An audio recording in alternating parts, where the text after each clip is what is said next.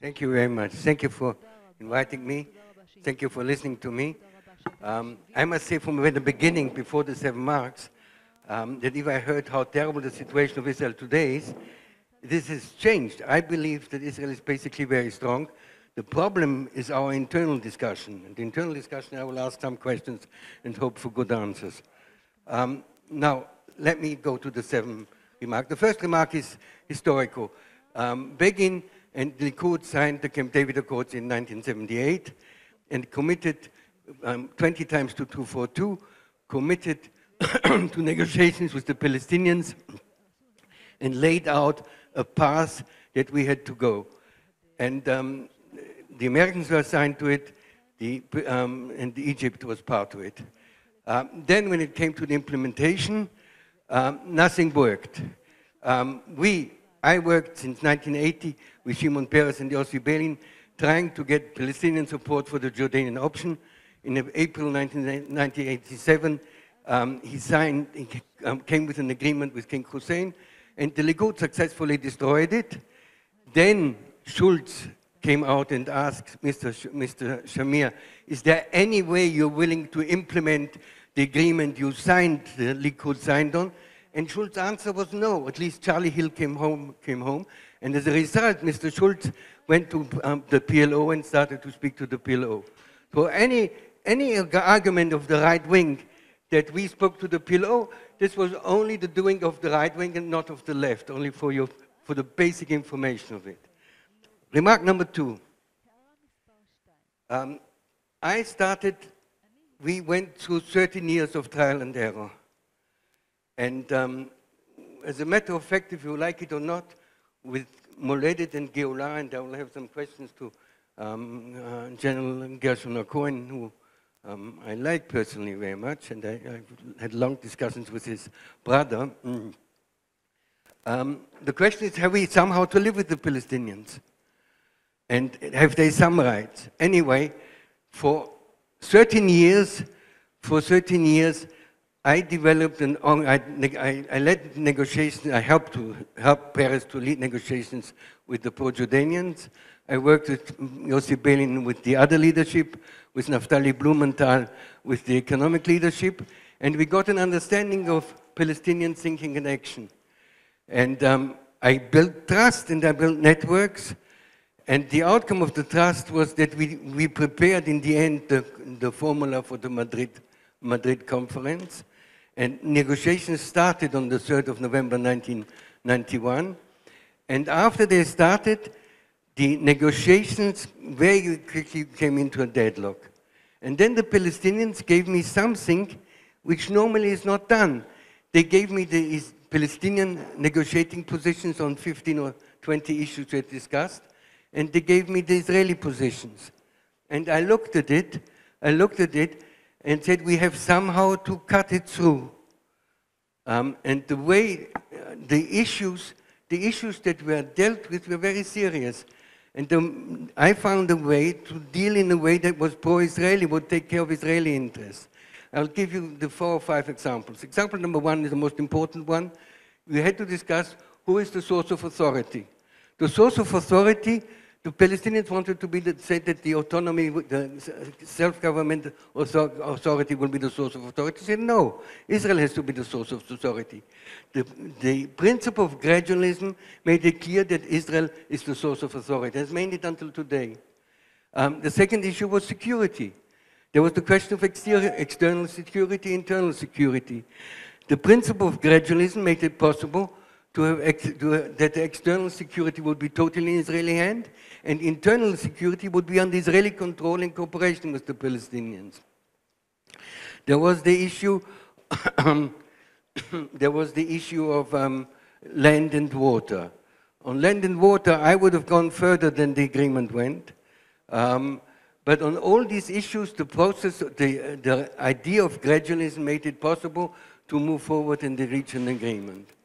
Now, at the same time, 91, 92, I was asked to prepare a study called Israel, the Palestinians in the Middle East, from Dependence to Interdependence. And some of the findings are very relevant today. And some of the findings show how some of the limitations we have. Finding number 1 was that after the self-government, Camp David was a disaster. It was very clear that if we speak about want to go to permanent status, I believe Israel needs, from our own purpose, a two-state solution. But if we go to permanent status, Israel has to give to the Palestinians and can't get anything. It cannot get anything because we sign an agreement with the Palestinians and around us there's hostility, it doesn't help us. So in the report I wrote, we have to go to the self-government agreement, and then we need to establish a Middle East security organization, and we need to MECWET, a Middle East Community for Water, Energy, Trade, and then I wrote tourism. Today I would write trade. We had a clear understanding that the Camp David concept was wrong, and we had to change it. I tried to do so. I spoke to the Americans. I had a British Sir Tom Phillips who helped me to promote that concept. It didn't work. The Americans were heavy, said, you signed the agreement, you have to keep to it. I understood, don't want to go into details, but I understood that the process ahead of us, because of militant Islamic fundamentalism and because of Arab Nasserism, Arabism, there will be a long way ahead. It will be a long way ahead, and there will be terror, and there will be violence. There was terror before, and there was violence before. The question is, how do you go ahead and how you move forward? And there was a way of working together, not only with the Palestinians, but with the Jordanians everywhere. And also prayer to peace with Jordan, and enormously strengthened Israel's security. Now, the 6 principles of Oslo. The six principles of Oslo are, from my point of view, true today. And if Prime Minister Netanyahu will go for a deal with the Abraham Accords, and the Abraham Accord, you know, if the king died, the king lives, Oslo is dead, the Abraham Accords is alive, the 6 principles of Oslo are still true and they'll still be relevant. Number 1 is gradualism. You don't go everything ahead. Number 2 is Palestinian empowerment. The Palestinians have a right to live.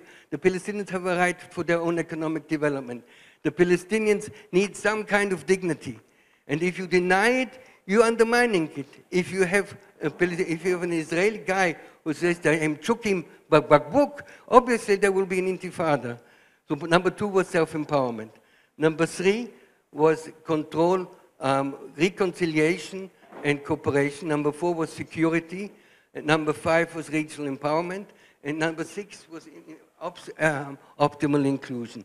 All these 6 principles are true today. Let me go to the 4th remark.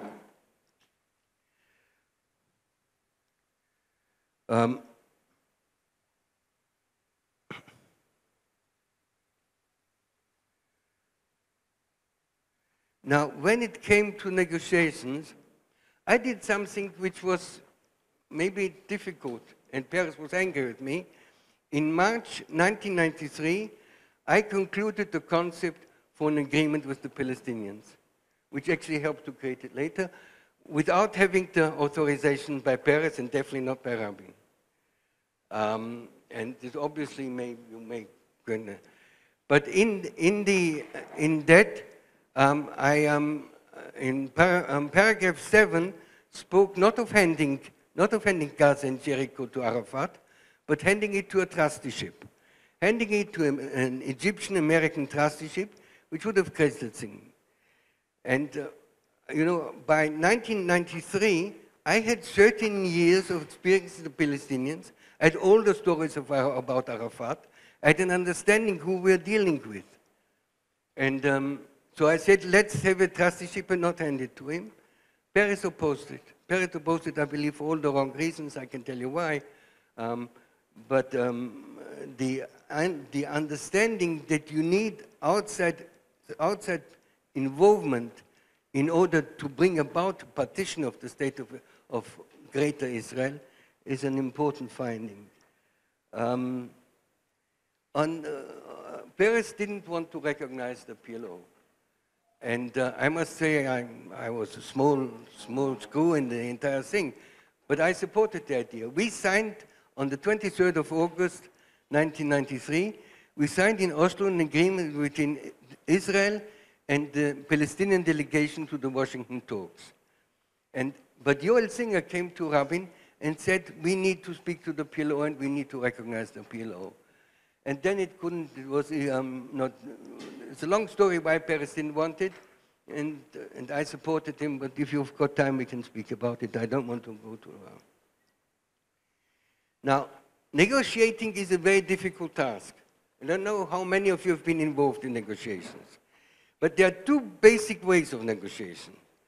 There's one basic negotiation, say, I want to achieve this, and I'm going to get it this way or that way, which is very nice. Which is very nice. I think it is, you want the desirable, not the achievable. This is quite a problem. My understanding is you have to know who your partner is, and you have to go for it.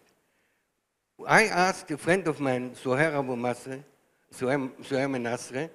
who was governor of Jenin, and a wonderful man, and real man of peace, asked him, give me Arafat's thinking. You have to know who Arafat is. Now, Arafat's strategy was always to adopt two strategies. I call it Arafat the good, the bad, and the ugly. He could be good, and I can give you quite a lot of examples where he was good. Bad was to his own people, and he could be very ugly to us. And you know where I was ugly, you were all saying it. Now, the way you would have to do is you have to block the negative strategy and get him into the positive strategy. And we did it at the time. We did it not, I'm not speaking today, we did it 1996, 97, 98, 99.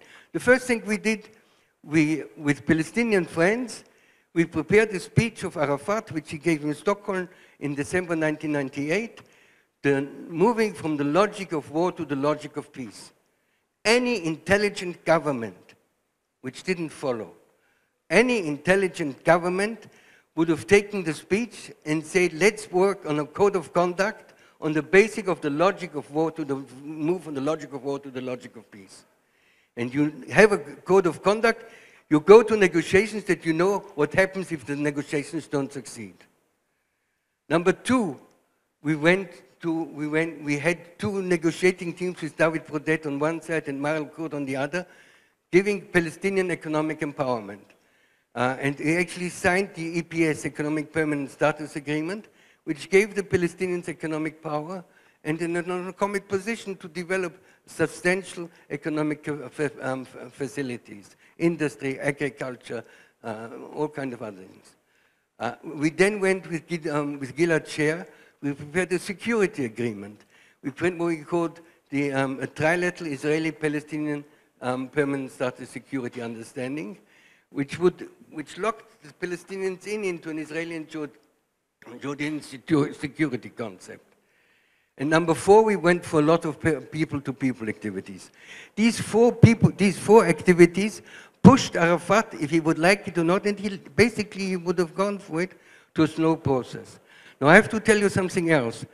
When we moved to prepare permanent status, and I negotiated the Berlin-Abu Mazen agreement.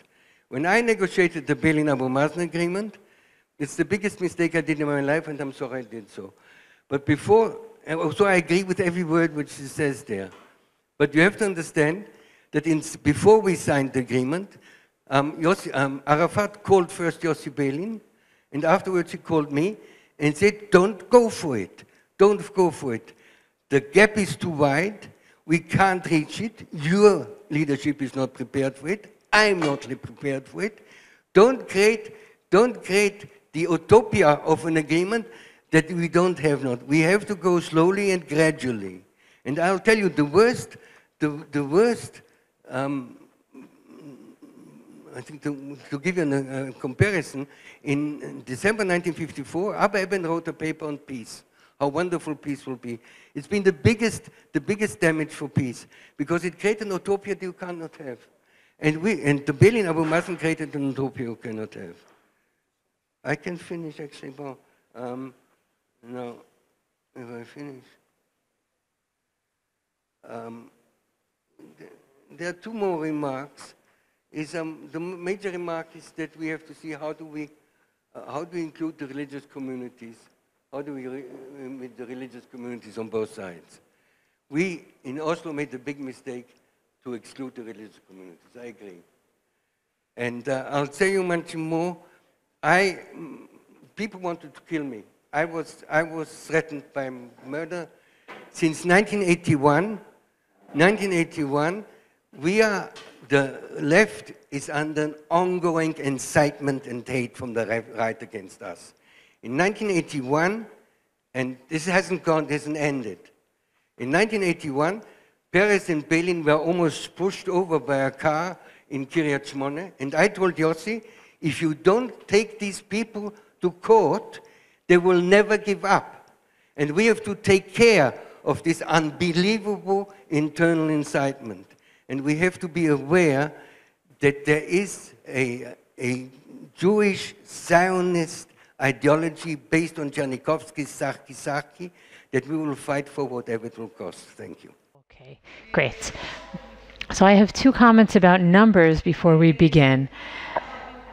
It's in favor of the Arabs and the Muslims. We could say that they were very successful. And as long as we care about the state of land of Israel, we are destined to live as a very small minority in a very large Muslim and Arab world. One of the numbers that I like to share is that in 1948, the ratio between Jews and Israel and Arabs was 1:50.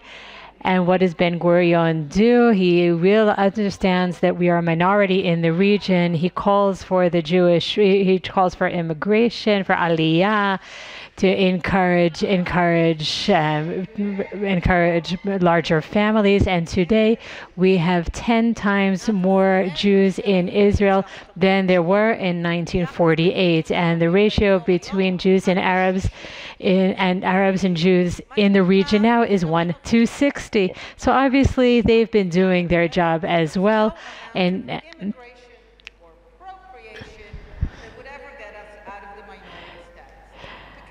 in short, we will always be a very small minority, ethnic and national and religious and linguistic minority in a very large Arab and Muslim region. And it all begins with that. That's my first comment about numbers. Second note about numbers, the idea of a two-state solution was always a Zionist idea. It was never an Arab idea. And from one moment to the next, there was never an Arab vision for there to be two states if one of those states is a Jewish one. And why was it a Zionist vision? Because in this case, unfortunately, an issue that is not emphasized enough is that Arab violence against Zionism in the 1920s and 1930s was successful, along with the British surrender.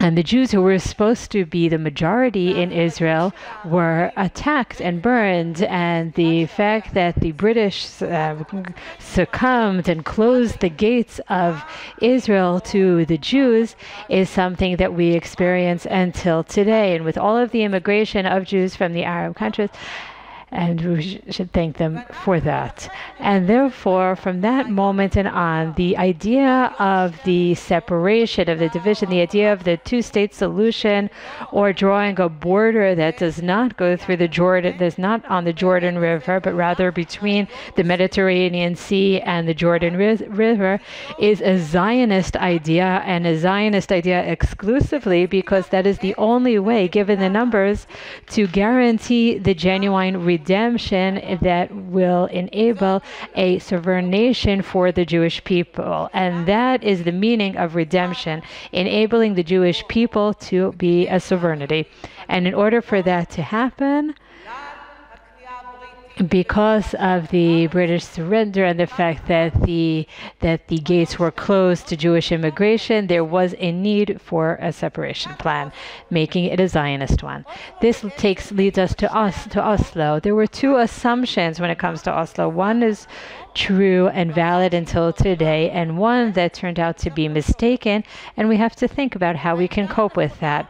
The correct approach was that, once again, the Zionist idea that in order to have, for the Jewish people to have an independent state, the land has to be divided. And that remains a necessity until today. I don't think there is a worse or more dangerous idea than those who want to mix the populations within the territories in a manner that prevents a border from being drawn. So that is a valid argument. It remains in place, and I think that the protest, a lot of the struggle is related to that border. And I call the ongoing, the current struggle, the latest struggle over the border. As you know, Israel was established without borders, and when people talk about the borders of 67, Israel did not have borders in 1967 or before. There were ceasefire agreements and not borders, but since 73, in fact, and in 75 especially, Israel has been in a very long process of establishing agreed borders on to one extent or another, whether in the agreement, the peace agreement with Egypt, the leaving Gaza, the agreement with Lebanon, and the maritime agreement that sets the northern border to a certain extent, recognizing the Golan Heights that closes the northern border with Syria. There is the agreement with Jordan that regulates the border on the east. The Oslo agreement started to address the issue of the West Bank. And now we are struggling over the final border, and that is the final border that we have to resolve. And it's not only a border, it is a border that is related to the core of the question of what a Jewish state is. What is redemption? Is it the land? Is it the Bible? Is it sovereignty? I am a member of the camp that believes that the value of secular Zionism is to put the idea of redemption in the context of sovereignty and not things like land or God. And I think that is why it has been so successful. And if there's any tragedy, in my opinion, it is that the religious Zionism took the achievements of secular Zionism and could transform them into godly achievements, as opposed to the achievements and the vision of people who wanted to redeem the land and their people. And this is an idea that remains valid. A border that guarantees a Zionist sovereign Jewish state, that was always the correct idea, which is why Oslo was so important. The mistake was to assume that the Palestinians are Zionist and that the Palestinians want what the Jews wanted as Zionists, that the Palestinians are people who wanted to be released from occupation, that they are a people who want a state, and therefore they will act like the Zionists and behave as a people that, if the decision is made, and that is the greatness of Zionism, and especially secular Zionism, at a moment of decisiveness, of making a decision between fantasies about land and the opportunity for sovereignty, that Zionism always chose sovereignty. And this is related to our being a minority in an Arab world. We always chose a state, even at the expense of a land, and that's why we were successful. And we assumed that the Palestinians wanted the same thing, and was our mistake.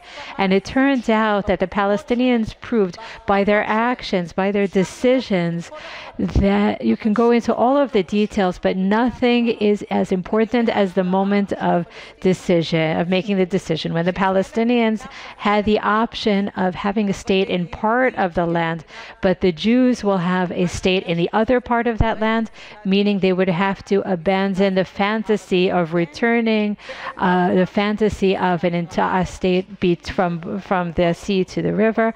Whenever they faced that crossroads, they always chose to cling to their fantasy of the Jews not having a state of their own. And that is something that we have to cope with. We have to think about how it can be done and how we can set borders. If there are no options for Palestinian agreements, what are the roles of the Arab countries? I call myself an optimist for the long term. I think that the Arab countries, and Netanyahu was certainly correct about that, the Arab countries realized that the conflict was not about occupation or about settlements. It was a struggle against Zionism. The Arabs and the Arab countries are in the best position to tell the Palestinians the following sentence that was not said to them in Oslo or since then. The War of 48 is over. And given the fact that your goal in 48 was for the Jews not to have a state, you lost that war. And therefore, you have to move forward from there. And if you have a constructive vision of a state alongside the state of Israel, it will happen. But as long as your goal is to exist instead of the state of Israel, there will not be support for that idea.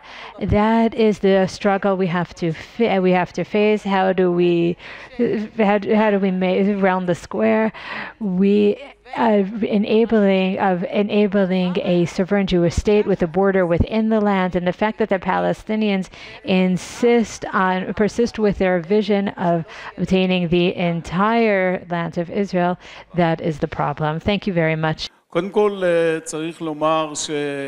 I would like to start by saying that Rabin's assassination, which shook Israeli society from the political perspective, from the ethical perspective, the human and Jewish perspectives, closed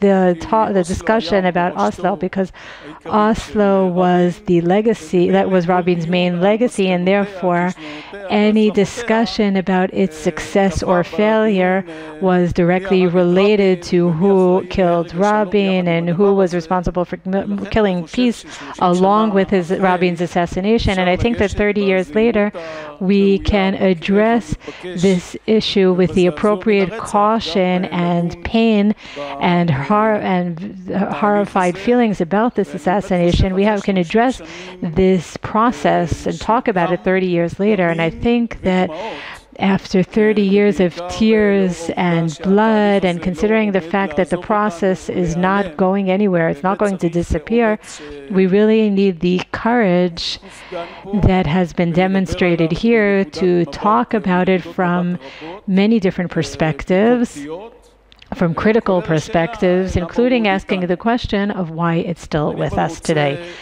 And I want to begin by stating that Oslo is not just between us and the Palestinians. It is an issue that the Palestinians played the game, followed the rules of the games. They had expectations.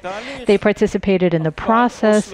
But Oslo is an internal process that was done by the State of Israel amongst the Jews. That is where it began, and its DNA, including its failures, are ingrained in the place where it started within the Jewish nation. And I want to talk about two aspects, or actually one aspect that affects two areas in which I was involved as an adult, as a senior officer in the IDF and in politics later on. I want to talk about what I would call the DNA of the attempt to the subversiveness in which Oslo was born.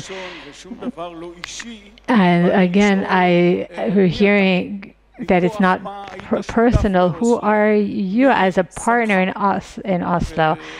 And I think that we have to talk about the subversiveness among us, not only in the context of what Oslo did, which made subversiveness a legitimate means of the establishment of Israel, but what this legacy does for other governments and how it affects their legitimacy and their ability to rule and their ability to advance the policies to which they are committed, to which they promise their voters.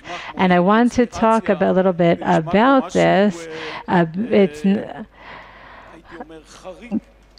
I'm not talking about conspiracies or something unusual. Subversiveness is the constant existence within reality. There are no structures that are, there's always some type of subversion, and a state is a group of that runs with order. A state has an institution, has an army, it has a legal system. It's a very organized system, and organized systems of this kind will always have a goal. There will always be some type of subversive interaction. And just an example from nature, the most subversive powers in nature that almost no structure can overcome are water and wind. Water and wind are soft forces. If you ever felt wind on your face, unless it involved ice and snow, you know that it's soft. And the same thing is true about water. If you feel a drip of water, you ask how much damage could a drop of water possibly do? But its power is misleading, and the subversive power of harm for order, for an well-organized organization is often underestimated. And Oslo was the result of subversiveness in the deepest meaning of the word, in the ideological perspective of the word. And I also want to say that we all know that Rabin knew what subversion was all about. He came from the world of Red Rosa, and when he wrote the service notes, he wrote that his main partner throughout his political career was very precise. He wasn't a philosopher, but he had very, very sharp instincts. And when he called Shimon Peres a tireless, subversive person, he talked about how he and the people that worked with him, what Rabin called his poodles, they are subversive people who aspire to dismantle the order of decisions and conventional actions that are taken by the national institutions. He feared that, he understood that. If you heard him give his speech after he was elected, he said that I will guide and I will decide. He says that basically saying that I will do everything in my power to prevent these subversive ideas from being realized. And they did. They did happen. They were realized in the end. And I want to explain very briefly about the types of subversiveness and why one of the reasons that Oslo wasn't cancelled is because its subversive nature continues to remain in Israeli, as part of Israeli society. The first approach is dismantling, saying, dropping the ball, saying, I can't take it anymore, I can't do it anymore. Looking at reality, the person looks at reality and says he can no longer change reality and just throws up their hands, they give up. And that is the type of subversiveness that can destroy the structure from the highest levels. Another type of subversiveness that was applied to Rabin was defining his direction. You will remain in your role, but we will cause you to change your mindset and change the way you've been thinking your entire life. It might have happened to Sharon to a certain extent. And we may want to talk about how incrimination is also something that was used and is still used as a way of undermining the legitimacy of functioning government institutions. Now, I want to explain why there was a need for subversiveness. Rabin, by nature, his record was a very organized person. He represented order, Palmach, IDF, the Six-Day War, all of the defense conventions, including moral nuances that if the tiniest question about his moral values, he quit. And a person who is so rigid, so clear, and he comes to his second term in office as prime minister, it was very clear that there would be a need to change his course in order for Rabin to agree to bring Yasser Arafat, one of the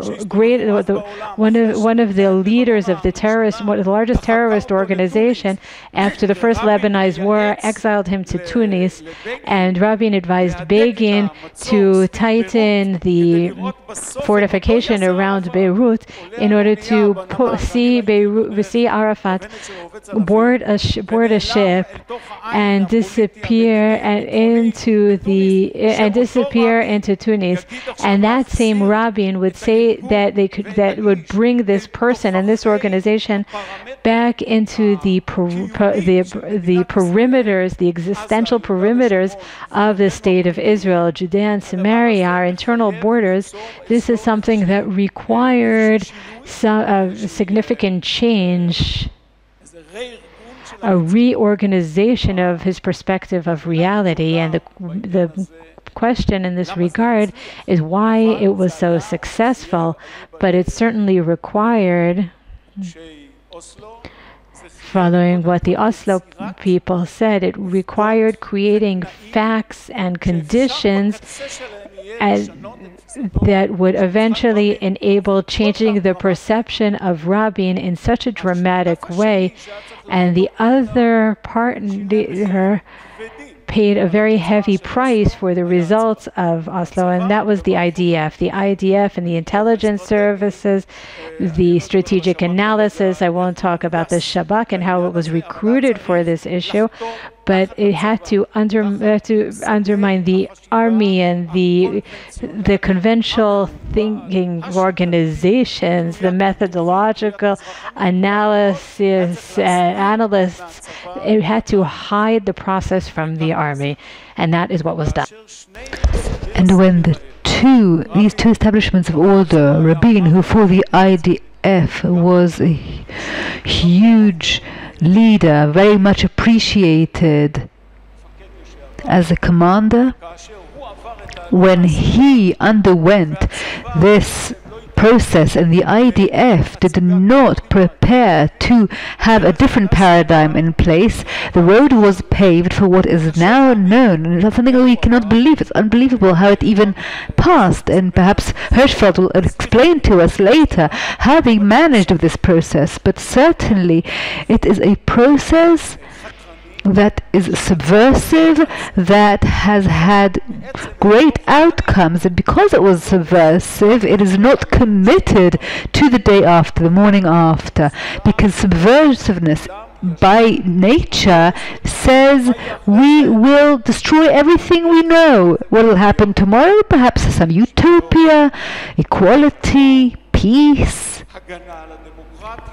defense of democracy, all sorts of utopias, the connections of which two actions on the ground is completely random. It's a manipulation designed to mobilize millions of idiots who will be used for this subversiveness.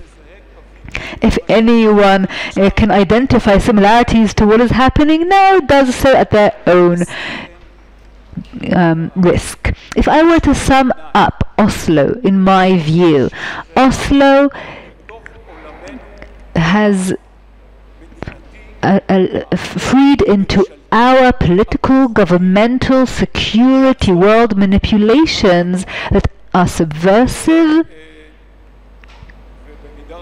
and, to a certain extent, or to a great extent, I would say, out of not being committed would any mother or would the IDF ever come to Pundak or to Hirschfeld and complain to them? They did what they did, they disappeared, and now you have to live with the consequences. I want to say that within subversiveness, in the sense that does not accept a simple decision. Here, yes, you have to be simple, not simplistic, of democratic mechanisms where an elected government, subversive is also a prime minister with 4 seats in parliament. Yes, that too, this kind of exhaustion of legitimacy within a democracy, to call a person prime minister when they have 4 seats in Knesset, when Hamas brings the majority in the coalition, to call that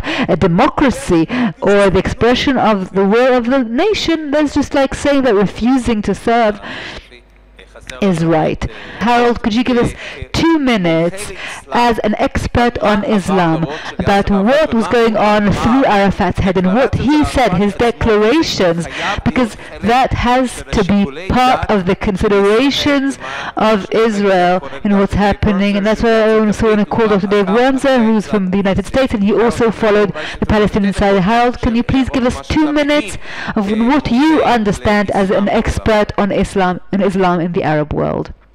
From the late 1980s to the early 1990s, I was working at the Pentagon in the United States. I'm not Israeli. And I was walking around. My area of expertise is how do the other side, how do the Muslims understand what's their attitude towards this place, towards the state of Israel and the Jews. And I want to say, first of all, I walked around, I know Arabic too, and I would walk around Washington among the Arabs, and they would say, the Israelis are writing our papers, our positions, our views. They laughed at them, and they said, among themselves, if the Israelis want to commit suicide, fine, we'll help them do that. That's what the atmosphere was like in Oslo. Arafat, after signing, 2 weeks after signing, he was in South Africa. And he was recorded giving a sermon in some mosque, saying, guys, I did not sign any peace agreement. I signed an agreement which is like a Hudaybiyah. It is the place where the Muslim Prophet Muhammad said he signed when he was weak. He spoke, he signed with his enemies an agreement for 10 years. It's like a ceasefire, kind of hudna, if you will. And what did he say? It's for 10 years, but he understood in 2 years that he was stronger than them, so he attacked them and he succeeded, and that's it. So Arafat actually mentioned this battle. He said, I signed the Oslo agreement just as the Prophet did. It's the salami method. Slowly but surely. Moreover, Arafat never used the English word peace. In Arabic, we don't have this word as we do in English. Peace is the objective. The word salam has nothing to do with this concept of peace. They also know what sabr is. Sabr is to mimic, is to wait. Slowly but surely, we'll wait. We'll do it. The Israelis are so stupid that if they want to help us to kill them, to get rid of them, then we'll do that lovingly. And I just want to quote Bernard Lewis, the one and only, what he said about this entire period of time. He summed it up like so.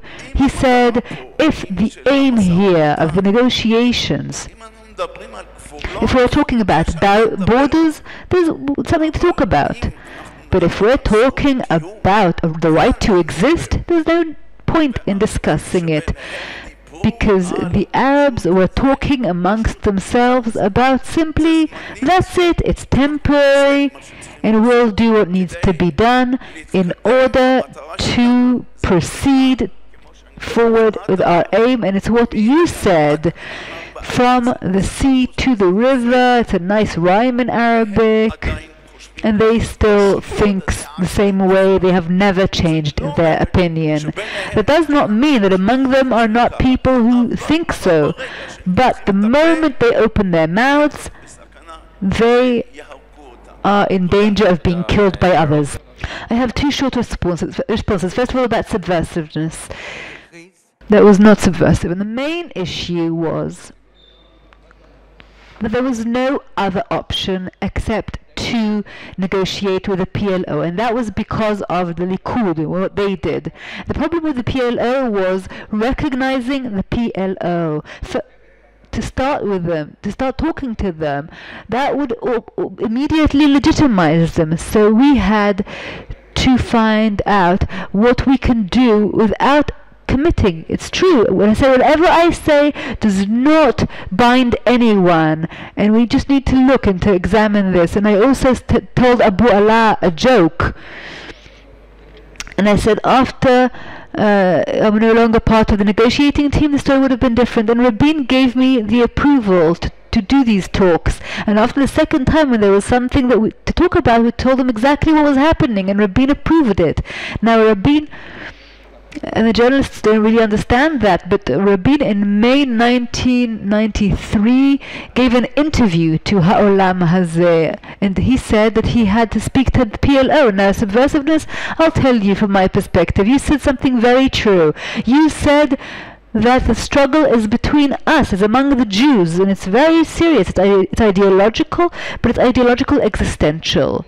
The right wing, the religious right wing, did not accept that there is true secular Judaism, true Zionism, and you've completely deleted us, wiped us, persecuted us, and that is unforgivable, unforgivable. And if they will not, and I will ask you a question too, and that's why the question is, does Ahad Hams, does the settlers activity not subversive? Of course it's subversive. So okay, so the battle is among us. And I have a question for you. I said that at the beginning. The Palestinians are just bystanders here.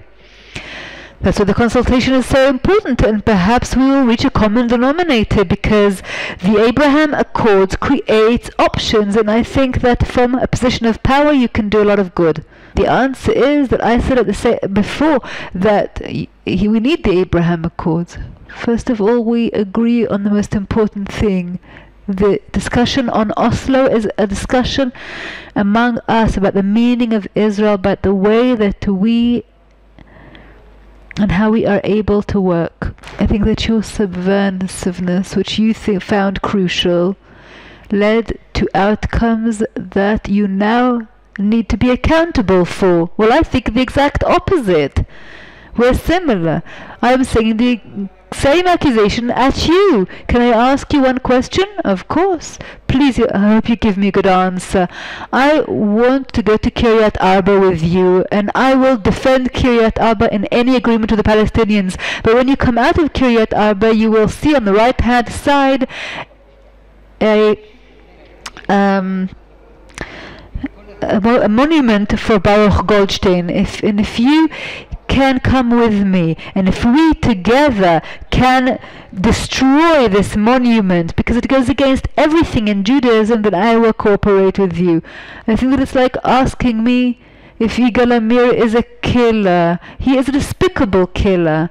He's heinous, and it's not an obstacle to peace. They are the only ones who have done something that is not done, things that cannot be done, not morally, not from a Jewish perspective, not from a human perspective, or politically.